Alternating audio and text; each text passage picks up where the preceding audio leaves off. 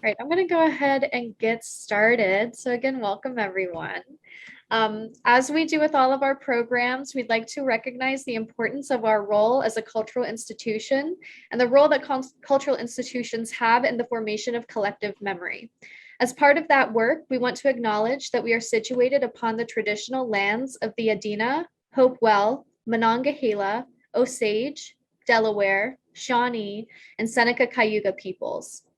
We honor all of the Indigenous nations and their land with great gratitude. As a Museum of American Art, we use the power of art to explore and reveal the complexity and the erasure of many lived experiences that comprise the complexity of American history.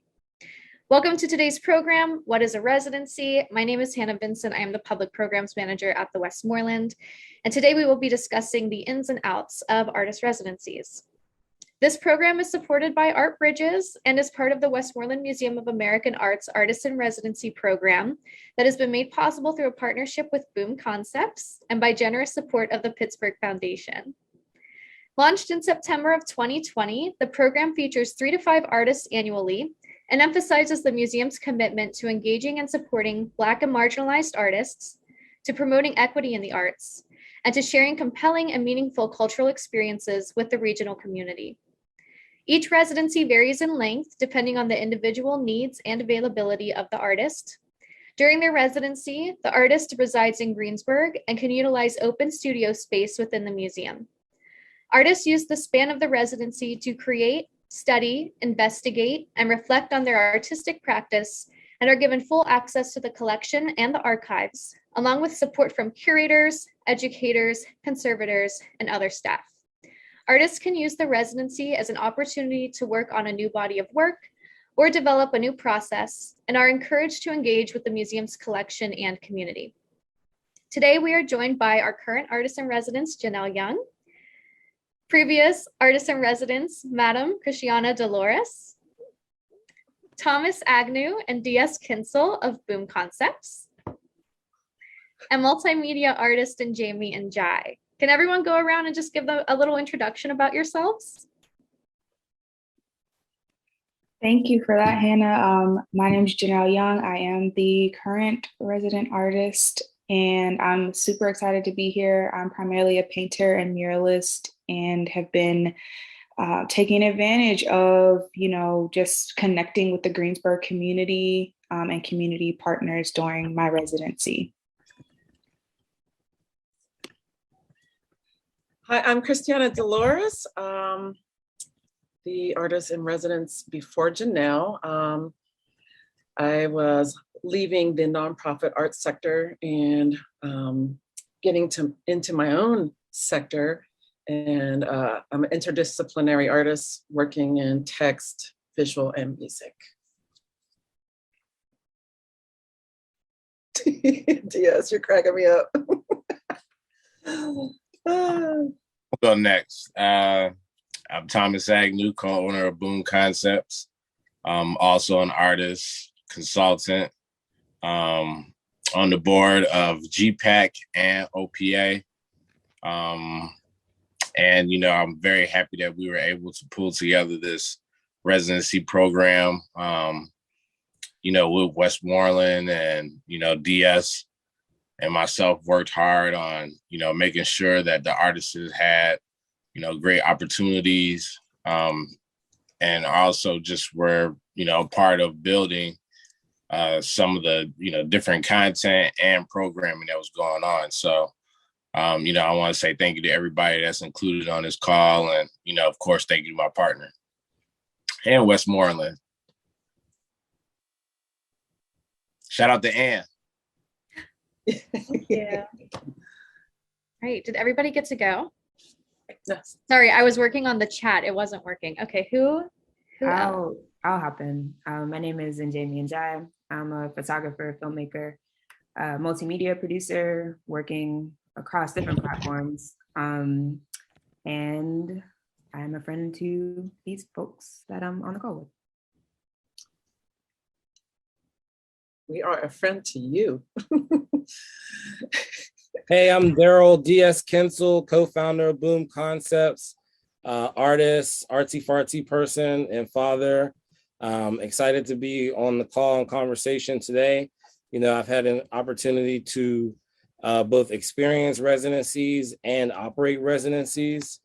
I currently sit on the board of directors for Artist Alliance Communities. Shout out to ACA, Artist Community Alliance, sorry, name change. And, you know, we are excited to talk about residencies so that the field and artists and Black artists in particular can have the best residency experiences, not only in this region, Western Pennsylvania, but wherever they may go. Yo, DS, I didn't know that. Congrats. I didn't know you were on their board. Okay, that's great. Great. Thank you so much, everyone. And Special Janel, shout out to Ann. I'm gonna throw that in there for show. what was that? Shout out to the Craybill household. Shout out to Ann. Craybill. Absolutely. And Janelle, if you want to just go over why we're doing this program. Absolutely. So I get a lot of questions when people ask me, you know, what it is that I do. I tell them I'm an artist in residence. And this is maybe the third or fourth residency that I've done. And so people often ask me, well, what does that mean? Like, what does that entail? And I also get a lot of questions on social media about what a residency is and how people can get involved as artists or as organizations. So I thought this would be an awesome way to show people that, tell people that, kind of answer some of those burning questions, share our experiences. The folks who have been so gracious to be on this panel with me have also done residencies either where I am or in other places, and just kind of understanding big picture, what is it, and then like what we have experienced, and you know, different things like that. So I thought this would be a good way to do that, and we can make this conversation, this discussion available afterwards as well, for future questions from folks. Yeah, absolutely. Awesome. Well, then let's just get right into it. Folks, please feel free to put your questions in the chat and we'll get to the ones that we can answer. But the first thing we have is, what does it mean when someone says they are an artist in residence? And what does that residency entail? So I actually feel like maybe Boom should jump in on this question because you've been on both sides of this. And I remember the first time I really heard the term artist residency, I was talking to DS and I was like, I don't really understand how this works. Can you explain it to me? So I'm going to kick it to them. Yeah, you know, I think artist residencies are some of the oldest ways that artists can develop their practice and support their practice. It's definitely something that can be public facing, but it's not, you know, necessarily supposed to be public facing. For me, I think a lot about things in like sports allegory. So it's like getting in the gym, you know, maybe having a personal trainer, being in the gym, maybe going to a specialized camp, just like an opportunity for you to work on a skill set or develop something new over the summer. So, you know, really thinking about it in a sports framework, you know, allows me to figure out like, what are the things that I want to develop in my personal practice? You know, do I want to add a 3-point shot? Do I want to be able to get to the hole a little better, and kind of like basketball terms? And what residencies or locations or facilities can really help me develop those skills that I need to be a better practitioner, to be a better artist in the field, to strengthen whatever my personal goals and values are, to be able to like translate my practice more, and, you know, just do what I want to do. I think a residency should give a check, free studio space, and a place to live. At least 2 of those 3 things need to come with a residency. Anything else, I don't know what folks is talking about. I love that sports analogy. Shout out to Shenley Spartans basketball, my former teammate, Janelle.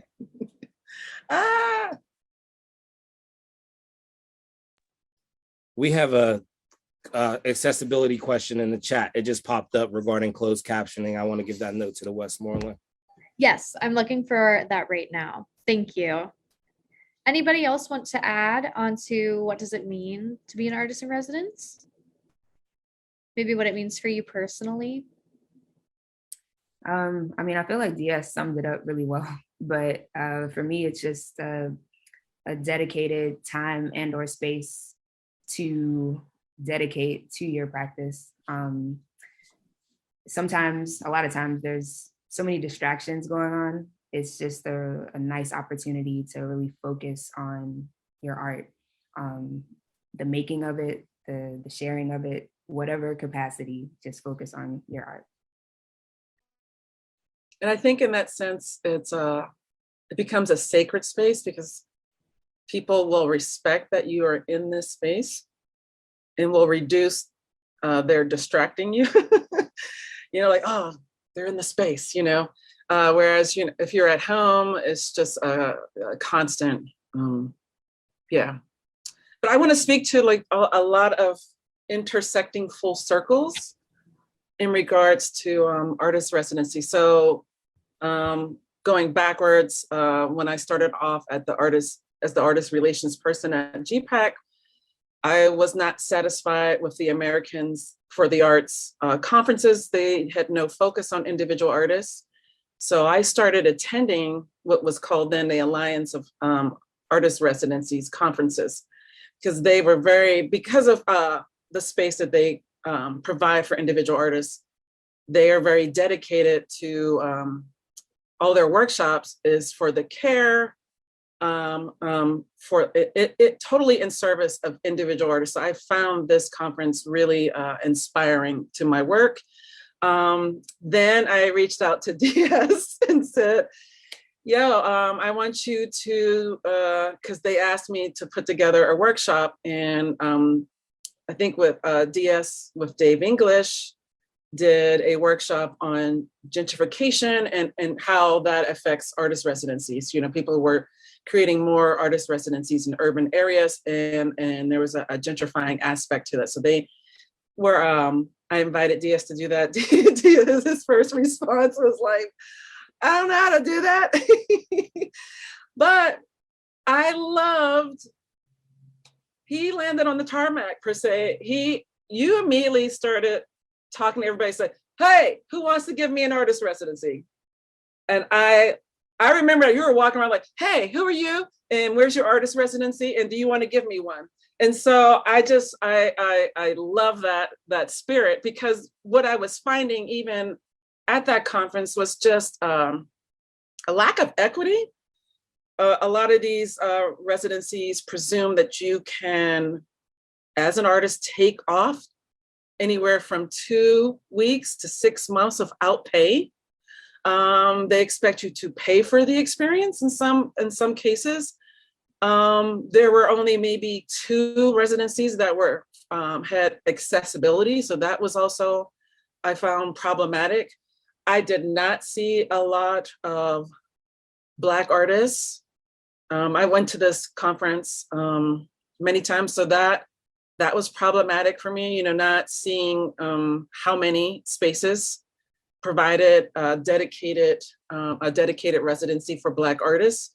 I went to one workshop where the Black artists that had attended residencies were experiencing really egregious racial discriminations, and how if you are the only one in that space, there is no support for you. And bringing this full circle, me personally, I've been a part of residencies that people have created for me to come, going to California to talk about my music.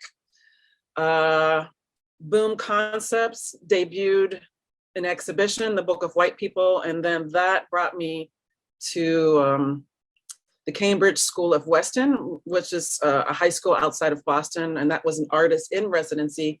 So some of them have educational components, and some residencies just want you to make your work. So, that's what I find interesting with the residency at Westmoreland. You can really kind of make it the way you can either engage with community or not engage community. You can teach or not teach, but some residencies want you to, that's a part of the experience of making the work. You make it with people, you share it, you educate them on your process. And then kind of the combination of all this was Rachel Klipa and I. Rachel works at the Office of Public Art. We had an opportunity to go to Wyoming and work with a couple from there, and we provided very critical administrative structure for what is now called the Tongue River Artist Residency. It's this residency that the Pittsburgh Foundation has, jumped on board and made it so that Black artists can experience that. But we were kind of instrumental in building the framework and making sure that it was going to be truly equitable. So that's a little bit of lots of different ways you can experience artist residencies. That's a great answer. Thank you. Kind of going along with that too.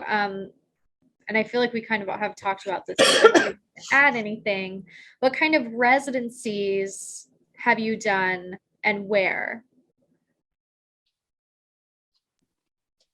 I can start. So I recently had done last summer the artist in residency program to go along with my murals for Bakery Square. And so Walnut Capital, it was their first like community public art project really. And so I was kind of charged with spearheading and creating my own residency program within the two schools nearby. At Lincoln and at Urban Academy, I did two separate programs only because they were different schools and different grades, but essentially the programming that I did, I was able to combine kind of like the experiences that we had and like the combination of things that we did in order to create the two panels of a 3D mural. And so those were more like short stint. They were like 3 weeks or something like that in a certain number of sessions per classroom.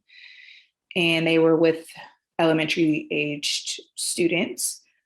And then on the flip side of that, I've been a long-term artist in residence at Urban Kind Institute, where I'm considered permanent staff, which is very different from most residencies. And the idea is that I'm already embedded into the system and the values of the company, the organization, so that I can support with art as a communication tool with all the different initiatives across the board that we have.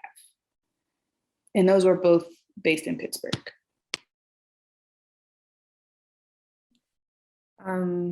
So my first two residencies were based on Penn Avenue.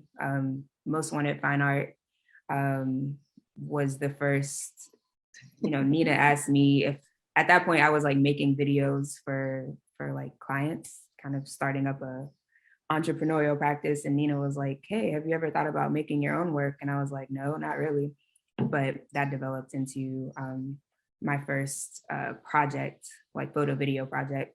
But I just spoke wrong, actually. My very first residency was at Boom. It was a micro residency for my film series, pop-up premieres. And they were just like, hey, you're doing this thing, you're showing movies, why don't you just come here and do it for like 6 months and have like an in-house situation going? And that was incredible. I mean, that was a community building, cultivating, friend making, practice expanding situation. So I always feel very grateful for that. And Boom was one of my first shows. Well, no, my first show actually was at Boom, which kind of came out of that space. I did the Brew House residency, which was a studio residency. You get about a year of studio space and a group show at the end of it. I did a residency at Chatham University with their immersive media department, which got interrupted by the pandemic, but again, was able to kind of dovetail into an exhibition. I had to jot these down, sorry. I did a small like digital residency at CMU, which was more about like artists' financial support, but grateful nonetheless. My first and only kind of live-in artist in residence was at Fountainhead in Miami. And I'm currently an artist in residence. I'm not living there. I'm just kind of going back and forth a few times at Brown University, working on a public art installation there. Ooh. Nice. See, I brought out the big dogs for y'all. That's what happened. Woo. Anybody else have anything to add? Well, just want to reinforce that, you can also kind of write a proposal and present to an organization. So you don't have to necessarily wait for an application. So if you have an idea, we recently had Jessica Lene, who's a writer, as one of our resident artists, and, going through some of their experiences, they did residencies within different departments at the University of Pittsburgh. So, if you have a practice, just want to remind folks that you can kind of just propose or suggest, just kind of formalize your ideas and write them. I've served a residency on Instagram. I just want to add some like contemporary examples. I did a residency on Instagram through an organization that's based in Austin. The project is called Unlisted Project. So that's really cool. I've done a residency at the CMU Digital Lab, as an outsider. So thinking about, they actually identified me as a visiting scholar, you dig? So, thinking about if you are outside of academia, you can also kind of present your ideas or suggestions as a professional, as a practitioner in the field. And, sometimes also like I want to like say residencies are bad too. Sometimes like, you might go somewhere.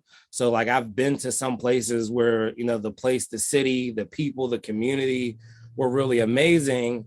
But maybe the infrastructure of the residency wasn't where it should have been, or, potentially the residency looked better in photos online. There's like a huge discrepancy between the documentation and like what services are actually delivered. So, like we talk about some of the positive things, but, it can also be kind of a crapshoot sometimes whenever you're looking for different residency or different places to go.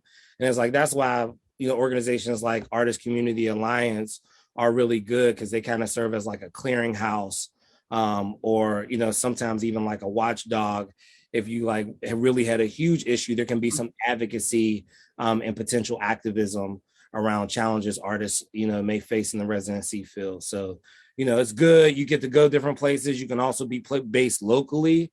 And, shout out to artists run residencies in particular, places like Most Wanted Fine Arts, that was really early in the game of providing residencies, and, a lot of what the Boom residencies are even modeled after.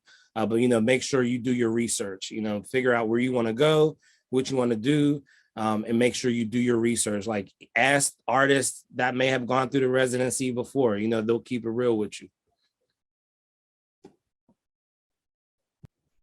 We did have a question in the chat. It's from Robert Errett.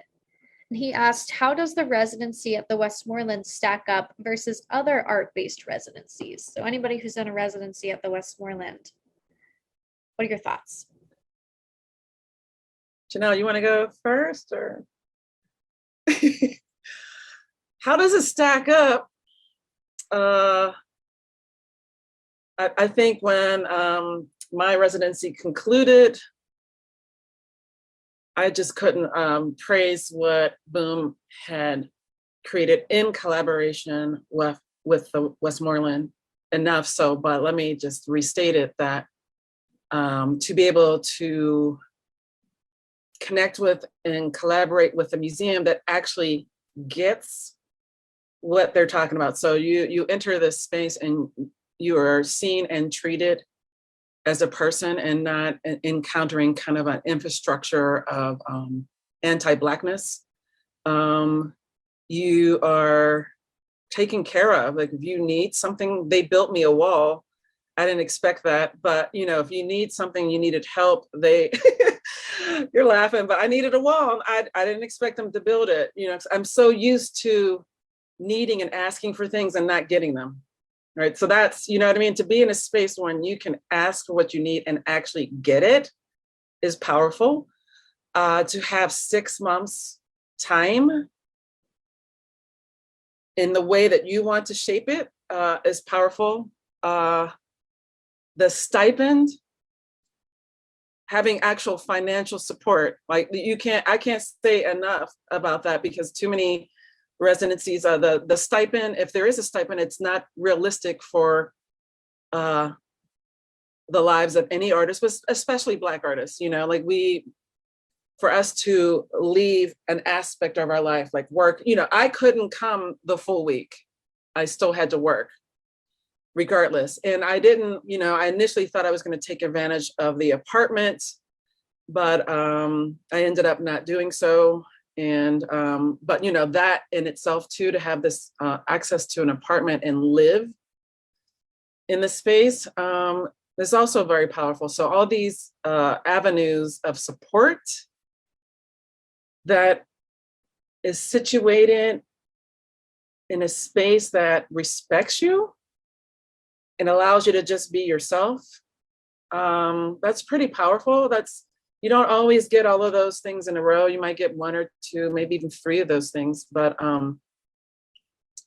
it needs to be like applauded. You guys need to continue this if possible. I know the Cray Bell's leaving, but are, you know, duplicated in some ways, the way you built this, the structure behind it, even given that the fact that this experience was happening during a pandemic. So, you know, there's that as well, you know, being not even feeling that you were experiencing a pandemic while you were in that space. You know, it was a very, yeah. So I will jump in and say all of those things are very important for me as well. And I had a conversation with you prior to me starting the residency, because my life was shifting and changing all at the same time. And I found out that I was going to need to relocate, so I wasn't going to necessarily be local. And I was really nervous about how that was going to play out as far as the residency. And you were so reassuring to tell me that, you know, you're going to get the support you need. It's okay to go ahead and be transparent. If you ask for, you know, certain things, like they'll be understanding. And that was just so helpful for me to hear. And then for Boone to back it up, you know what I mean? And the museum to back it up. And so I am able to utilize the apartment and everything. So I come in once a month from Chicago, and I'm able to just have somewhere to stay without thinking about it. You know, I have access to the museum and the studio. And I think the other thing that we've talked about is like having access to the collection and the archives, and all of that is way different than what most people would expect. And so just learning about museum operations was like very different for me. We love being on the artist side, but you know, that other side of like the business and the admin and those things, I'm always super interested in that stuff as well. So those were opportunities that I found, like we didn't have to fight for those things. And that was really amazing for me. Yeah. I also loved being in a museum that was created by a woman, and learning about how this woman set aside her money for a museum that she herself didn't even get to enjoy. Like the vision, the power of that vision, and how it's still living on today. I love being in that space as a woman in that space, and feeling the legacy of it. And sorry, Thomas, I interrupted you, sorry. No, you good. You know, I got to give space to the OG to talk, you know. You can tell me to shut up if I'm talking too much. I would never. But, you know, I think one of the most important parts of this, you know, just even the beginning of it, is being able to kind of challenge a lot of things that were going on when we were structuring this residency. You know, we were in a time when just, you know, of course it was COVID was happening, but, you know, there was a lot of killings of, you know, Black people. And in one of the larger museum groups, you know, we sent out a challenge about, you know, basically put up or shut up. You know, what are you actually going to do to support, you know, Black artists in the city, in the country? And being able to step up and connect with us and talk with us about what that looked like, you know, utilizing funding that they already had and being willing to look for more funding, us actually being able to collaborate on that is also important because, you know, a lot of times residencies are already established. This was a brand new residency, never done before at Westmoreland, and being able to be involved in the growing process of how this looked, you know, allowing DS and Anquinique to be up at the museum and working it through and making sure that it was right for the next people that came along and participated was big. You know, I can't say that I hear or see that happening in a lot of other places. And, you know, again, it's like real big ups to Ann and the, you know, the staff at Westmoreland for being so open and welcoming and working with all the artists. You know, the artists have said that, you know, they have enjoyed the time. You know, you can hear them talking about how much, you know, they enjoy the experience and continue to enjoy the experience and want to see the experience continue. So, you know, we just want that. Hopefully, you know, we try to duplicate that at Boom, you know, in the spaces that we do. But, you know, being able to do this at, you know, an important establishment was great. You know, I'm happy for everybody who participated. And again, just, you know, being able to be also in that creativeness of how this looks and how it works and, you know, how it navigates, and the artists is also being able to be involved in that. Cause, you know, it felt it's specialty to each artist too. You know, whatever the artist was able to do or not able to do, or they were needed, or, you know, they were able to voice that. And most of the time it got done. So, you know, I don't think there really was a time that things didn't get done. It was just like, oh, okay, maybe you have to shift it to something else. So, you know, I'm very appreciative of that. Yeah, and the program, it stacks up maybe higher to some of the other programs or residency opportunities in the region because we've been stacking with the Westmoreland for a very long time. So, you know, although it was a new program, the partnership and our presence at the museum wasn't entirely new. So we had already been building. And it's just like our opportunities and relationships with artists, you know, like Njameh in 2016. Is that what that was, Njameh? I was like 2014, 2015. Sorry, so it's like 2014, Yeah, 2015, and Njameh trusting a new arts organization to even say, okay, I am going to do an idea, and like, y'all know what residencies are? I'm gonna just trust y'all. So like us being able to have a trusting relationship with artists in 2015 and kind of piloting and modeling our own in-house residency allows us to scale up in 2022 and offer a residency that is rich and offers like much more than from like what we were able to provide on site many years ago. And I want to give a shout out to E Knuckles. I did a lot of different kind of programs, you know, from performing outside on the lawn and for the debut of the Doris Lee exhibition to making dolls, to I think she and I also held a discussion on how to have uncomfortable conversations. So, you know, they did all the live streaming. It was just great to be able to kind of come up with the content and not have to worry about how to present it and have it done so professionally. So, you know, shout out to Maggie and Erica and everybody who really helped me do these types of programs that I hadn't done them before. I don't typically do streaming programs, but I guess none of us did them pre-pandemic. So learning curves, learning curves. If I could actually piggyback on that a little bit, I think as much as the residencies can be about like the making, the network is so important. Meeting new people and really getting to build those relationships is probably, I mean, now that I think about it, as valuable, if not sometimes maybe more valuable than what you can make, because, you know, at the end of the day, we're in a people business. It is very much about who you know, and not to make it in a like using capacity, but I think one of the things I value most about the arts community, and particularly the Black arts community in Pittsburgh, is how we build across and really value relationships. It's not what can you do for me? It's like, who are you?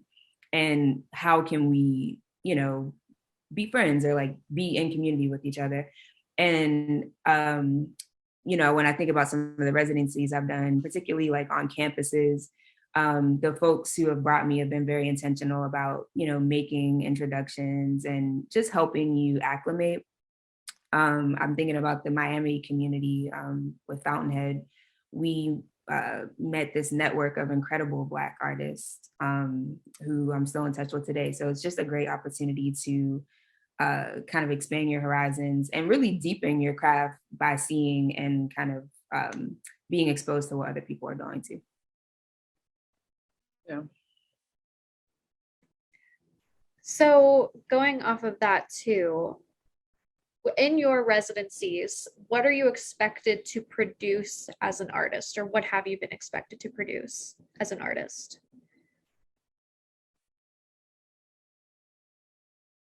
I thought it was interesting as I was making, and it's been a long time to be able just to make and to make large, giant things that I couldn't even carry myself or put on the wall myself alone. Is I enjoyed making work that had no destination, right? Because I feel like I enjoyed not having that expectation placed on me through the residency, right? I just wanted to make work. If it goes somewhere, fine, but I really just needed to be in that space and see what came out of me and how it was going to come out of me.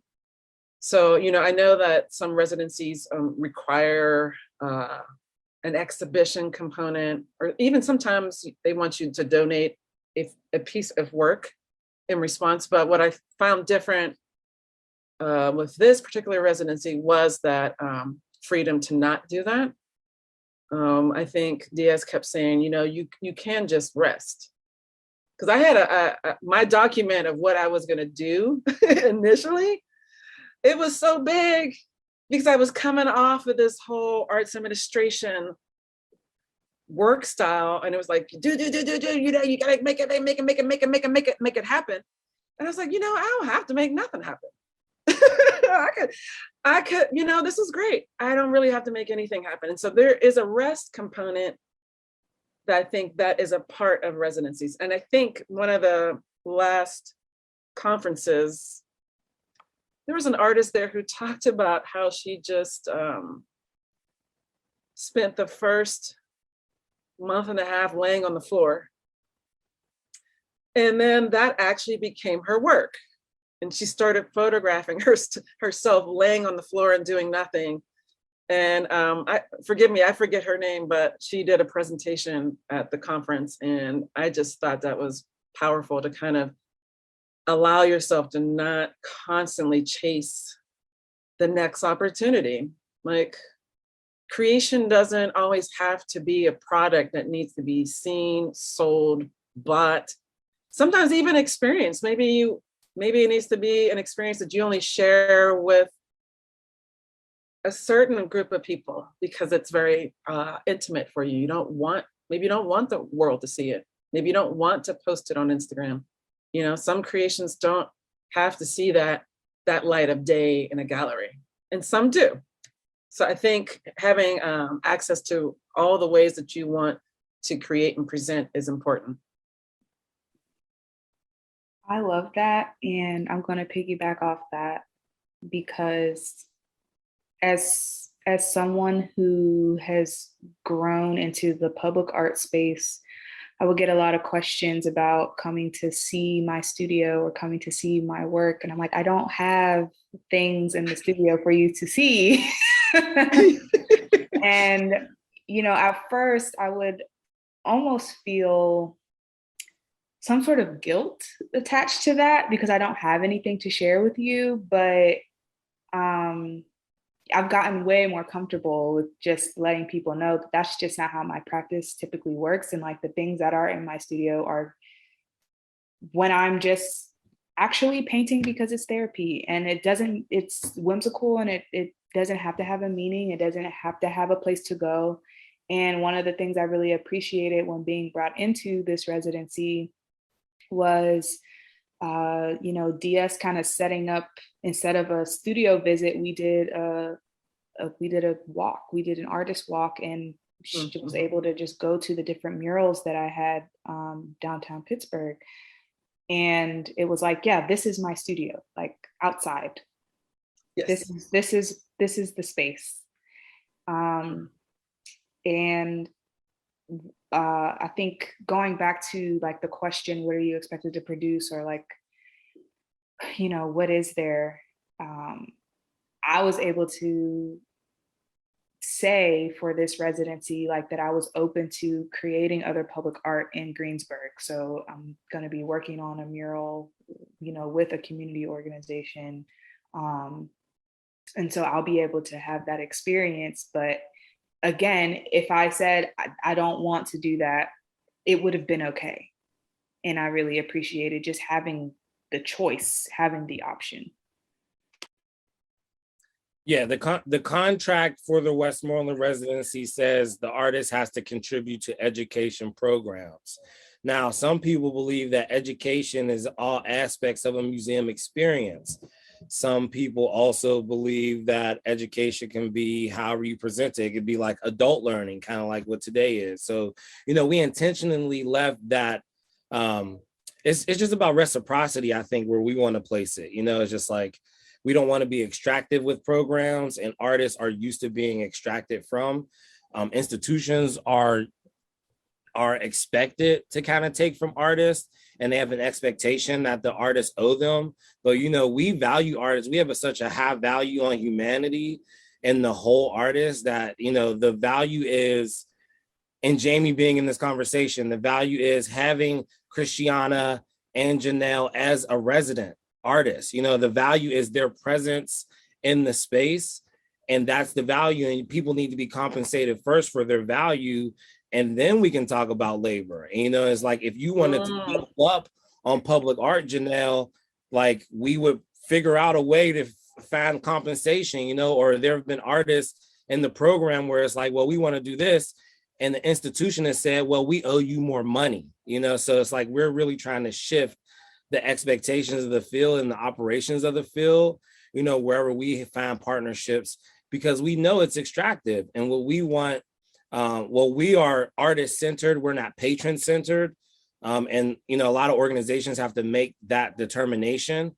We've made it, right? Bloom Concepts is an artist-centered organization. We're an artist-led organization. So when we partner with different institutions, that's how we show up. And we encourage those organizations to accept that challenge. And throughout this process, including today's conversation, you know, the Westmoreland has really accepted that challenge of like what it means to be artist-centered. And that means not always like asking the artist for something or thinking that the artist owes you something. You know, like for my time as a resident artist, I did a bunch of street art in the business district. And then like I saw it appear on the main website. I was like, oh, that's nice. Like, you know, I didn't expect that type of interaction or engagement. And they also weren't like, you owe us something tangible, because like the practice of street art is typically operates outside of the market as opposed to mural work or being a muralist. So, you know, just like being open, willing to accept what the artist needs. And when you are artist centered, You're not really worried about like what an artist owes you, because artists are always going to be flowing with gifts. Yeah. And that being artist centered allow me the space to not only kind of create work, but also to kind of deconstruct this kind of institutional view of art and artists that the nonprofit sector does so much, right?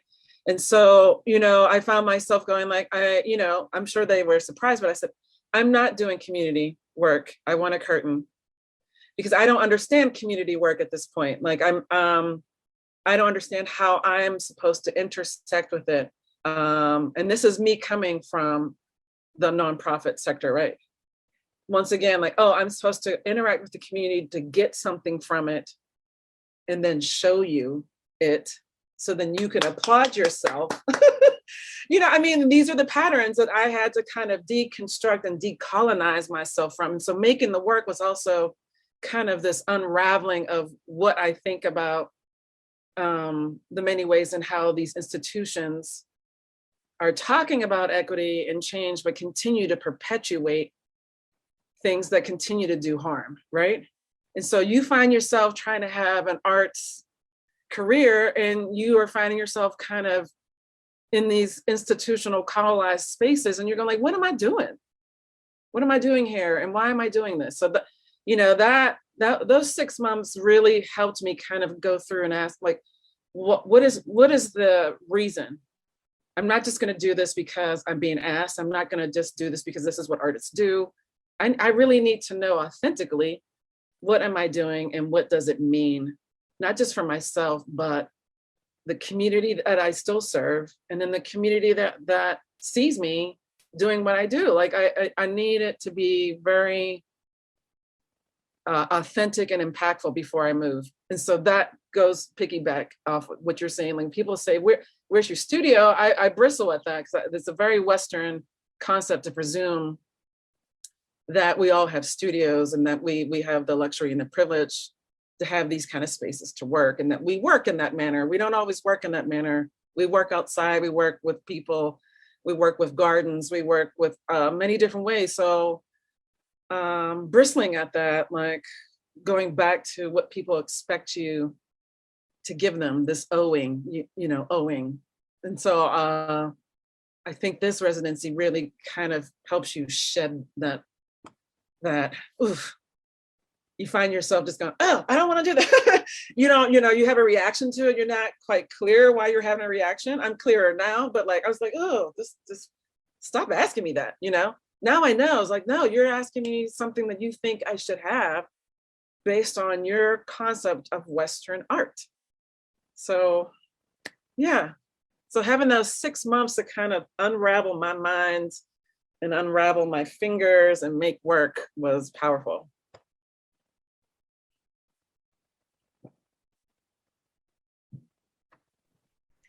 I do have, we do have a question in the chat from Bonnie, who says, so would it be better to ask, what kind of spaces do you work in?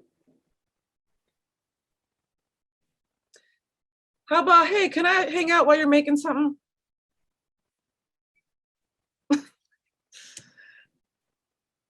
And that might be like on the street, and that might be in a garage. Sorry. I like that. Any other thoughts? All right. I do have, oh, go ahead. I typically ask for a back-to-back. Like, you come see me, I come see you. Right? It's like, that's that reciprocity. Whereas like, I'm coming to wherever you are, and like, you're showing me your secrets and I'm taking notes. It's like back to that extraction. So like, I've been really asking either for a hangout, kind of like what Christiane is saying, or like, yo, can we do a back-to-back? Like that, if you rolling with me, that might be like, yo, 2 a.m, let's, It's just like, you could really catch people. And Janel, yo, you made it so easy, dog. Like when you tell a museum, yeah, we want to go tour 15 murals in our like major metropolitan downtown area and cultural district where they show Hamilton and stuff, who needs a studio? I was like, yeah, we about to just walk around downtown and you're gonna see like 15 things from her. And they're all corporate partnerships or community partnerships.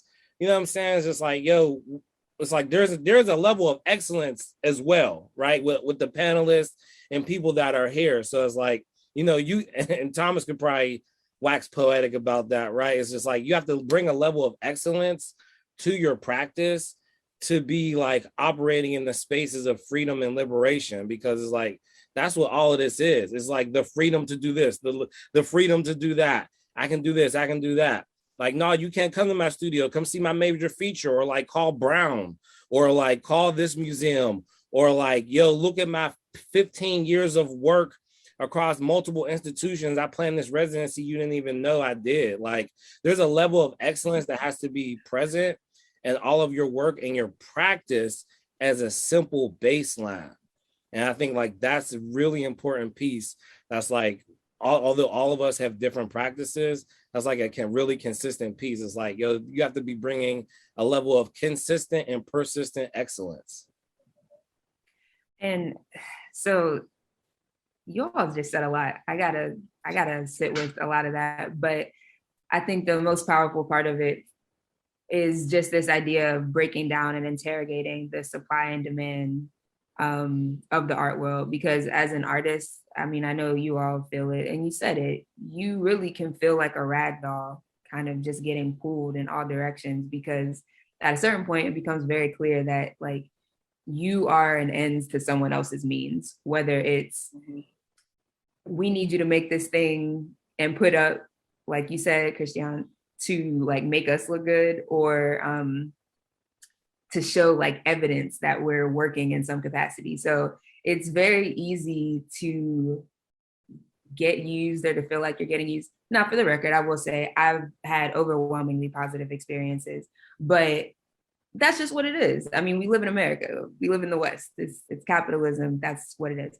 But as we're kind of interrogating those systems, I think it's important to note that we do have agency in this. And when you apply for a residency, or maybe someone approaches you and you get to say like yay or nay, you can think about how this opportunity is going to serve you and where you're at this particular time in your practice.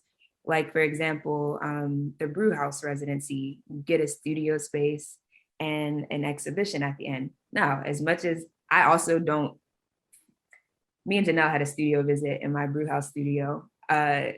I wanted to see if I had a studio practice, because typically, like, I can work at my computer, I can work at a coffee shop, I can work at my dining room table, but I wanted to see what it would feel like to have a dedicated space. So applying for that opportunity was attractive to me because it could represent a step forward. It was a group show. It was an opportunity to like work with my fellow, artists in the space. This is all forward movement. Shout out to Chimera Wavy Wednesday, who I saw in the chat, but who I did the Brew House residency with. But I say all that to say, it became, I guess, mutually beneficial in that way. So you can look at where you're at and say, you know what, I don't want to do that labor. Like, I'm not trying to have to work for a show in 6 months, or yeah, I need a little kick in the pants. I want to push myself and see if I can develop a body of work in 9 months. So, I think someone spoke to the individuality of these experiences. I think we can approach them as, how do we make this work in our favor? Yeah, mutual usage. But I think it's so important to know your practice and know what it is that you want out of your practice, so that you can ensure that there's a mutual respectful usage, right? That they're going to get what they want, but you also get what you need and what you want from the experience. And sometimes, you don't always hear what you need, and you're not always able to give voice to what you need, and you can find yourself in these situations that are uneven. So. For sure. And I think, I guess that's part of the learning curve, I think we probably can all look back on experiences and say, yeah, that was not it. But then, you know, you learn from it and you get that language to know what you need. And I think that's part of what we do, right? We're like acquiring these experiences in this language. And that helps us be different people and artists than we were 3 years ago, 5 years ago. And we'll be different in 3 years, in 5 years. So it's like the continuum.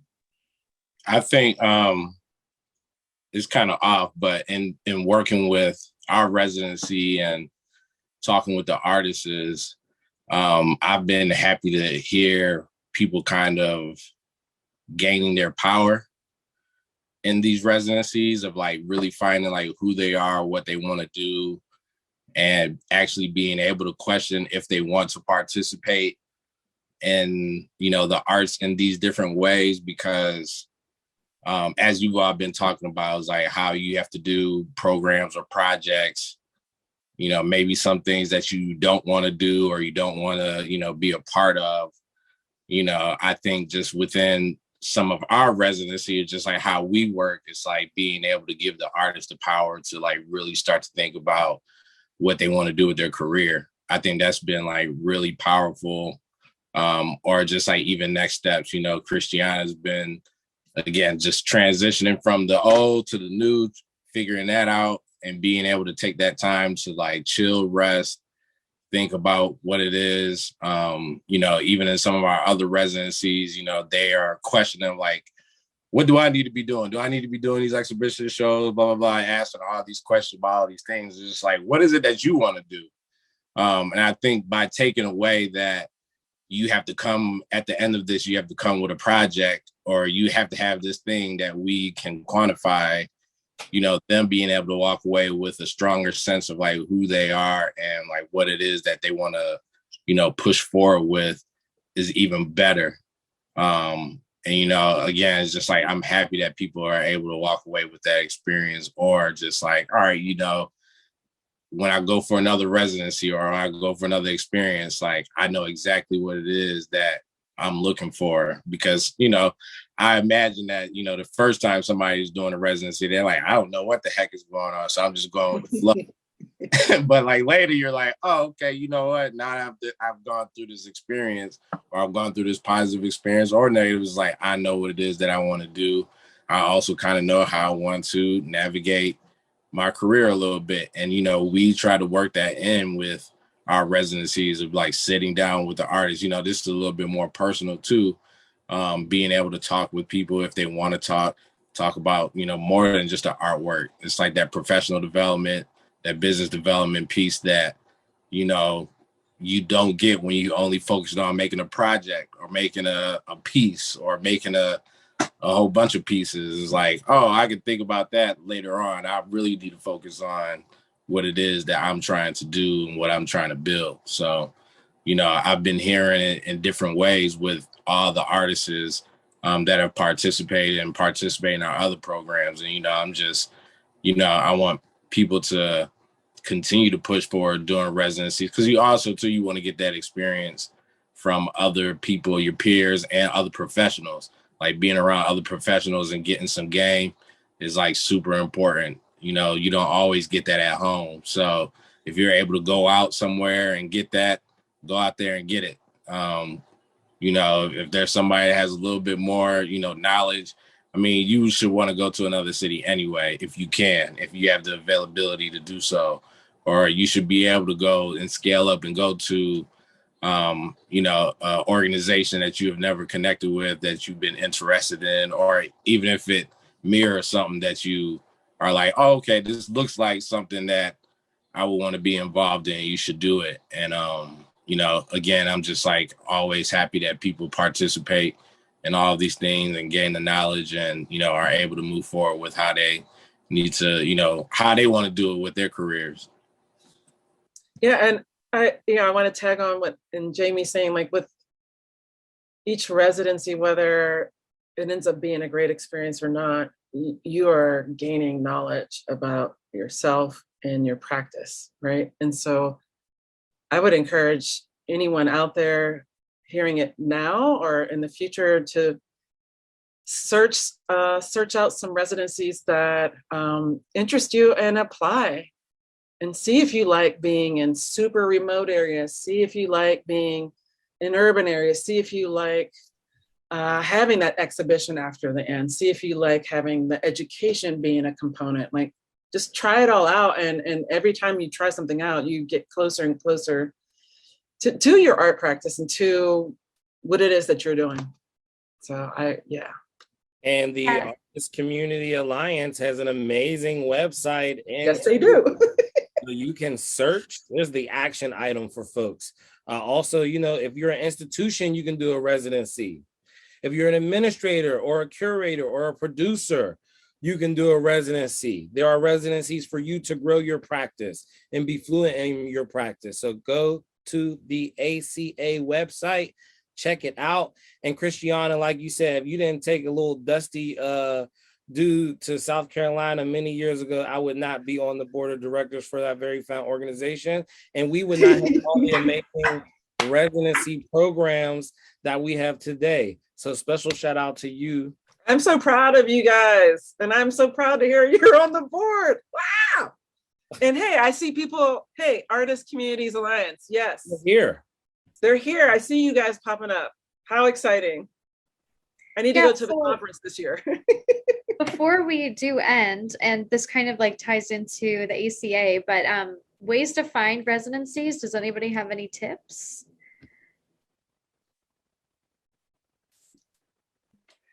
Jay, did you do, and Jamie, did you do a residency with OPA? Was that a residency?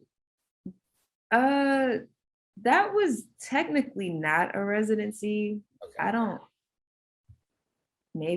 I guess it was like a hybrid of things. It was like a temporary placemaking and public art program.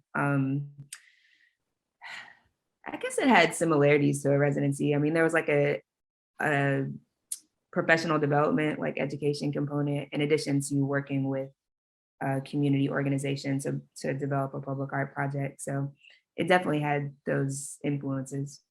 Well, Office of Public Art in Pittsburgh has immersive programs and projects that are similar to residencies. Yeah, for sure. I would also say,